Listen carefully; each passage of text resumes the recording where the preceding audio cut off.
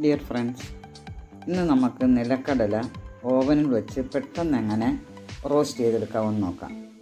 നമ്മൾ ചീനിച്ചട്ടിയിലേക്ക് ഇട്ട് വറക്കുമ്പോഴത്തേന് കുറേ സമയമെടുക്കും. ഇത് വളരെ പെട്ടെന്ന് നമുക്ക് വറുത്തെടുക്കാം.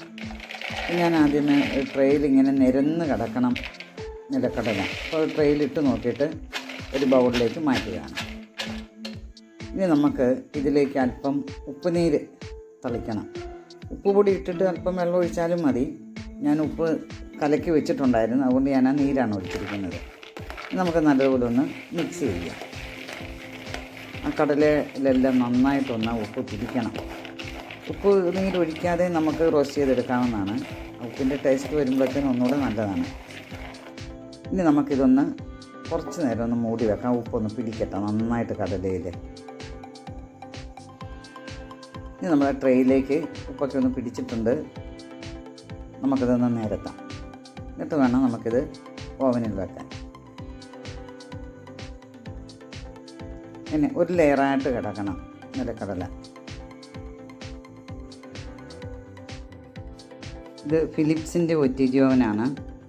ഇനി നമുക്ക് ആ നിലക്കടല ഓവനിലേക്ക് മാറ്റാം. ഇത് ഞാൻ പ്രീഹീറ്റ് ചെയ്തിട്ടൊന്നുമില്ല. 180 ഡിഗ്രി സെൻറ്റിഗ്രേഡിൽ 10 മിനിറ്റ് സമയത്തിലാണ് ഞാനിത് അഡ്ജസ്റ്റ് ചെയ്ത് വെച്ചിരിക്കുന്നത്. 10 മിനിറ്റ് കഴിഞ്ഞ് നോക്കിയപ്പോൾ ഒരല്പം കൂടി റോസ്റ്റ് ആകാനുണ്ട്. അതുകൊണ്ട് ഞാനൊരു 2 മിനിറ്റ് കൂടെ വെച്ച്.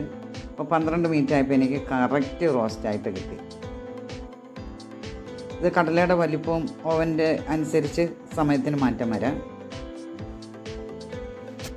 ഇതുണ്ടല്ലേ, നല്ല കറക്റ്റായിട്ടത് വറുത്തെടുക്കാൻ പറ്റി.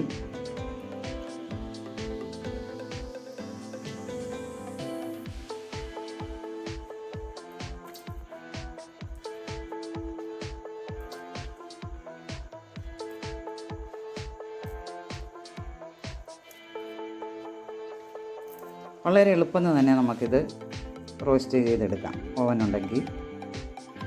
ഇനി ഇതിനു മുമ്പ് ഞാൻ ഈ കടലയിൽ കൂട്ട് തന്നെ ഓവൻ്റെ ഏറ്റവും മുകളിൽ ഭാഗത്തായിട്ട് വെച്ച് അത് കറക്റ്റ് 10 മിനിറ്റ് കൊണ്ട് എനിക്കത് റോസ്റ്റായിട്ട് കിട്ടി.